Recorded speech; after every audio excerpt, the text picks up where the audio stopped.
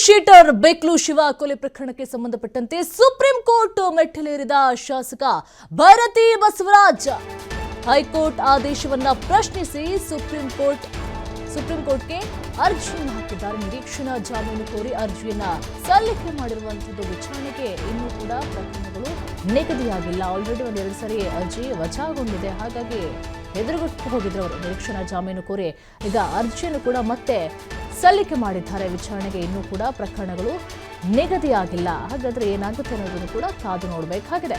Rowdy sheeter ಬೇಕ್ಲು Shiva ಕೊಲೆ ಪ್ರಕರಣಕ್ಕೆ ಸಂಬಂಧಪಟ್ಟಂತೆ ಸುಪ್ರೀಂ ಕೋರ್ಟ್ ಮೆಟ್ಟಿಲೇರಿದಂತಹ ಶಾಸಕ ಭಾರತಿ ಬಸವರಾಜ್ ಹೈಕೋರ್ಟ್ ಆದೇಶವನ್ನ ಪ್ರಶ್ನಿಸಿ ಸುಪ್ರೀಂ ಕೋರ್ಟ್ಗೆ ಅರ್ಜಿಯನ್ನ ಸಲ್ಲಿಕೆ ಮಾಡಿದ್ದಾರೆ. ಈಗ ಆಲ್ರೆಡಿ ಒಂದು 2-3 ಸರಿ ಕೂಡ ಅರ್ಜಿಯನ್ನ ಸಲ್ಲಿಕೆ ಮಾಡಿದ್ರು. ಅರ್ಜಿಯನ್ನ ವಜಾಗೊಳಿಸಲಾಗಿತ್ತು. ನಿರೀಕ್ಷಣಾ ಜಾಮೀನು ಕೋರಿ ಅರ್ಜಿಯನ್ನ ಸಲ್ಲಿಕೆ ಮಾಡಲಾಗಿದೆ. ಒಂದೆರಡು ಸರಿ ಅರ್ಜಿ ವಜಾಗೊಂಡಾಗ್ಲೂ ಕೂಡ ಇವರು ಹೆದರ್ಕೊಂಡು ಹೋಗಿದ್ರು. ಮತ್ತೆ ಬಂಧನದ ಭೀತಿ ಎದುರಾಗಬಹುದು ಅಂತ ಹೇಳಿ ಸಾಕಷ್ಟು ಭಯಭೀತರಾಗಿದ್ರು. ಈಗ ಮತ್ತೆ ನಿರೀಕ್ಷಣಾ ಜಾಮೀನು ಕೋರಿ ಅರ್ಜಿಯನ್ನ ಸಲ್ಲಿಕೆ ಮಾಡಲಾಗಿದೆ. ವಿಚಾರಣೆಗೆ ಇನ್ನೂ ಕೂಡ ಪ್ರಕರಣ ಕೂಡ ಏನು ನಿಗದಿ ಆಗಲಿಲ್ಲ. ಬಹಳ ಸಂಚಲನವನ್ನ ಮೂಡಿಸಿದ್ದಂತಹ ರೌಡಿ ಶೀಟರ್ ಬೇಕ್ಲು ಶಿವ ಕೊಲೆ ಪ್ರಕರಣಕ್ಕೆ ಸಂಬಂಧಪಟ್ಟಂತೆ